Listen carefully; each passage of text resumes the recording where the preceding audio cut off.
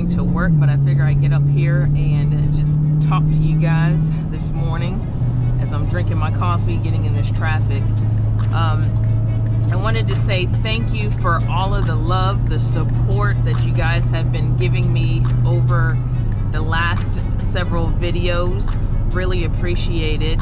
I just wanted to kind of talk about, you know, drag racing, getting into drag racing, and things that I wish I would have known before getting into it.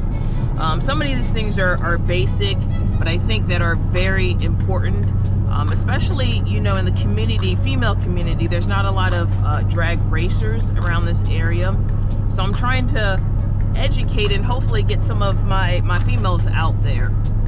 One of the most important things, let's talk about tires. So you can go to any auto store, you can go to Advanced Auto, Walmart, and it's always good to get the old school, the little analog tire gauges, because tire pressure is very, very important. As I said in my earlier videos, I did not know that the more tire pressure you have in there, the harder that your car or your tires have a hard time gripping, right? So you got to get ultra high quality tires, and you always want to look at the tire pressure. So standard tires or street tires are usually anywhere from like 30 to 32 psi. When you're on the track, you always want to lower the tire pressures. So my objective when I get down there is to kind of lower it maybe in the mid-20s to see how I grip. But again, whether or not you're going for drag radials, whether or not you're going for street tires or slicks, just know your tires. There's a lot of different brands out there. I've been talking a lot about, you know, the Nitto tires, kind of debating whether or not I might consider the Mickey Thompsons. Overall, I really want the Mickey Thompsons. It's just, this is my daily commuter, so I have to be very careful, you know, if it were to rain and I'm traveling back from the track. Of course, if you have drag radials or you have slicks, you cannot drive in that weather condition. So main important thing is you want to make sure that you have tires no less than ultra high performance, right? So you got to make sure they're UHPs.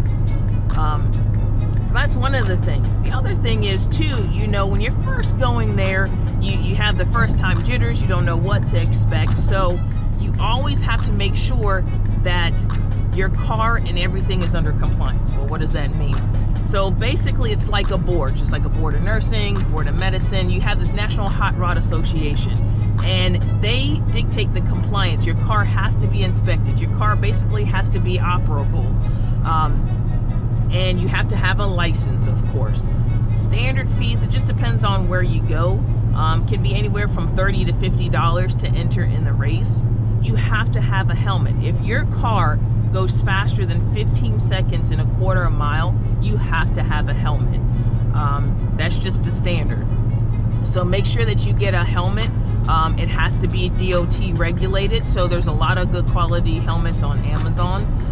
Fairly inexpensive, I think. I think I got mine for a little over $100. So you got to make sure about that. Also, you got to make sure about your clothes. You have to have long pants on. You have to have sleeves, just as a protective measures. Now, some people go out there and they have, you know, like the fire jacket, things like that. So those things are all optional. Since I've been from the track and now transitioned into the Hellcat, I've had a lot of great feedback, because I was wanting to know, you know, what's the difference of using paddle shifters versus doing it standard. A lot of people are leaning more towards let the car shift for you because you can't outshift automatic. So that's one of the things I'm considering.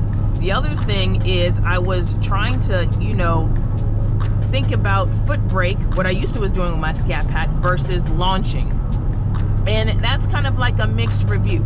Some people are saying, hey, until you get comfortable with the Hellcat, you might want to just foot brake, which I'm okay with that. But I have to make sure that I'm efficient, proficient in my foot brake along with that damn Christmas tree, the lights. So that brings me to the main important thing. You have to know those lights. So drag racing is just like in the medical professional, right? We have these things that hook up oxygen in the medical profession. We call them a Christmas tree. They look just like a Christmas tree. In drag racing, you have a standard Christmas tree and you have a light schematic. Depending on that light schematic is going to ultimately depend whether or not you nail that daggone reaction time. So there's two basic schematics. You have a street or sports mode, sportsman, I think I'm saying it wrong, but a sportsman tree, I think. And then you have a pro tree. All right, so let's talk about the differences, because obviously I didn't know the differences because my reaction time sucked. A sportsman tree or a standard tree is when you have two set of staging lights. These lights are yellow, so it's double yellow. So you have a double yellow, and then you have a set of lights down here. So the double yellows are basically when you're lining up to the start point, the first set of double yellows are going to click. And then when you're in position, the second double yellows are going to say, hey, you're locked in place. And that's when basically the timer is going to start. On a standard sportsman tree, you have double yellow, and then you have a countdown. So it goes yellow, yellow, green, right? And obviously you better be going on the green. Now, to get your reaction time, it's the timing. You should be launching on your last yellow. That's the key. And of course, that's hard to do when you have so many other variables in place, right? Once you learn that schematic, you're going to get faster and faster with your reaction time. Once you learn your car, your launch points, your shift gears, the timing, you'll get better and better. Now here's where most tracks, I believe, are going to, which makes it harder. They're going towards pro street or pro tree. And pro tree, what that means, and it depends on the seconds. So basically, okay, I guess gonna try to come over there and hit my ass. But basically what happens is you still got your stagings, right? Your double yellow, you got your double yellow. And then what happens, instead of having a countdown, all of them lights, they just bling at the same time. Now, depending on what second it's set on, it can either go double yellow, all the yellow lights light up, and then green. So basically it goes double yellow, all the lights green. Or you can have double yellow, all the lights, whether or not they're all yellow and the green, go at the same time. So basically double yellow, bam, you better go, okay? So you have to learn that schematic, because again, that's going to affect your reaction time, ultimately can cause you to win or lose the race. Lately, what I've been doing, because you got to think, it's your mind, you got to get your reaction, right? Just like in football, just like baseball, anything, it's the reaction time. So I've been downloading these apps, and you can use these apps to test you to get better on these reaction times. They're schematics of the daggone tree, the drag racing tree. You download it, and then all day you just keep going over and over these things where they will set these buttons for you, and you're going to teach your brain when to hit that reaction. So I think that's very, very important.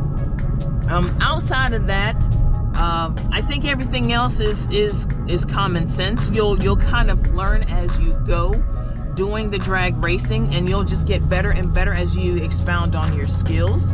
But I encourage people to talk to people who have been doing this. Like on my channel, it's a great platform for people who have been doing this. I mean, I have had great interactions. I have learned a lot on this channel, because you remember, I am not by all means an expert on this. I am learning, and it is an exciting journey every day to be having dialogues with people who really care and who really are trying to teach you how to get better.